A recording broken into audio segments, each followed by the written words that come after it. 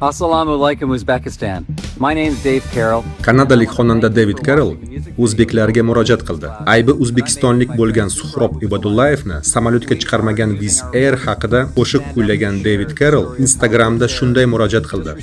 Biz ovozimiz orqali Wizz Air kompaniyasining Suhrob va sizning mamlakatingizdan yana 3 kishiga qilgan hurmatsizligi haqida hikoya qilyapmiz. Bir necha yil avval ularga samolyotga chiqishga ruxsat berishmadi va bunga yagona sabab ularning o'zbekistonlik bo'lgani edi. Bu esa adolatdan emas. Suhrob siz va boshqa yo'lovchilar uchun o'z huquqini himoya qilmoqda.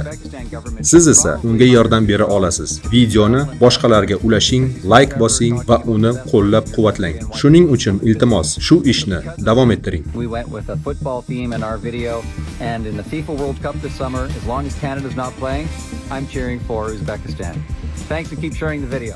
Eslatib o'tamiz, Wizz Air 2023-yilda Rim aeroportida Suhrob va yana 3 o'zbekistonlikni samolyotga qo'ymagan edi.